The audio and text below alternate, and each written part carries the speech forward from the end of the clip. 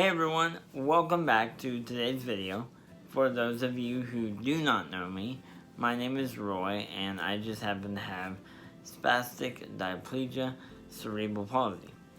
The purpose of my videos is to inspire and educate others, so I hope that you'll be able to learn something through the information I share on this channel.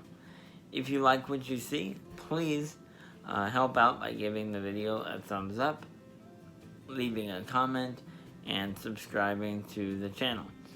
If you click the notification bell, you'll be notified when I upload new content. With that being said, let's get started with today's video.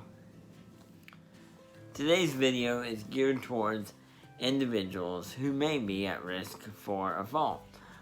Whether that be an individual like myself that uses a wheelchair, or someone that uses a walker, crutches, or you just have some other medical condition that makes you a fall risk. The key is being prepared, even if they don't happen very often, like myself. They only happen every few years. I do wheelchair transfers day in and day out, multiple times a day. And I don't think about it because they just come so natural to me. On October 21st, I fell getting into my wheelchair. I hurt my hip and I hurt my ankle. I was not able to get up off the floor, but thankfully I was able to call for help and get the help I needed right away. I did spend some time in the hospital because I couldn't put weight on my hip, but I'm fine and I'm back home. So here are some tips for you in case you fall or have a serious injury and need to call for help right away. Now, you don't want to be laying on the floor for hours on end, so being able to call for help at a moment's notice is the most important thing. There are a couple of things that you can do to make sure that you always have a way to call for help other than your direct cell phone. For example, on my Apple Watch and most Apple Watches, you can press the cog wheel 3 or 4 times and it will initiate a call to 911. In the Apple Health app on the iPhones, you can assign emergency contacts to receive a text message that you have summoned help, and it will also give them a map of where you're located so they can get to you as well. If you don't have an Apple Watch, no problem. I would suggest looking into a personal emergency response system.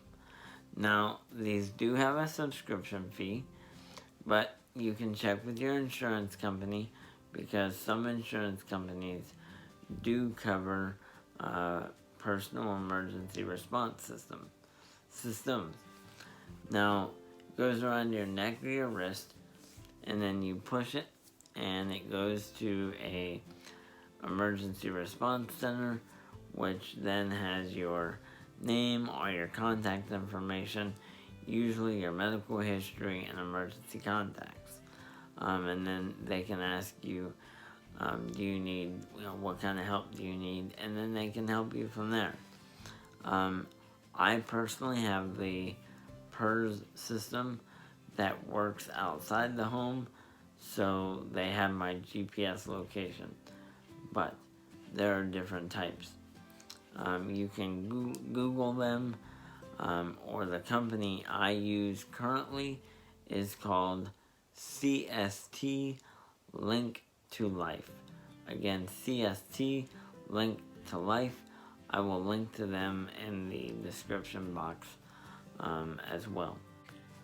After you've called for help, it's important that first responders are able to get to you as quickly as possible without having to kick down your front or back door if you're at home. So, what I recommend is having some sort of lockbox or keyless access so that your first responders can use that. Whatever you decide to do, make sure that you call your police or fire department and let them know, hey, here is your access code in the event that I call for help and you can't get in. If you have a personal emergency response system, you can also give them the code that they can relay to your local 911.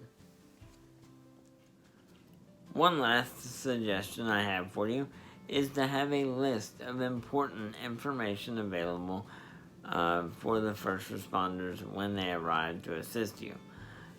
A lot of these are questions that they're going to need answers to anyway, so best to just have them available, and it's one less thing you'll have to worry about.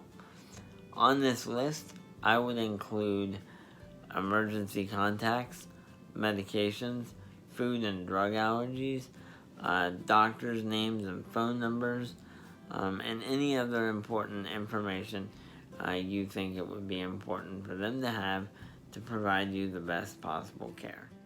I'll go ahead and end today's video here. My hope is that you found the information helpful. Until next time, take care of yourself, stay healthy, and God bless.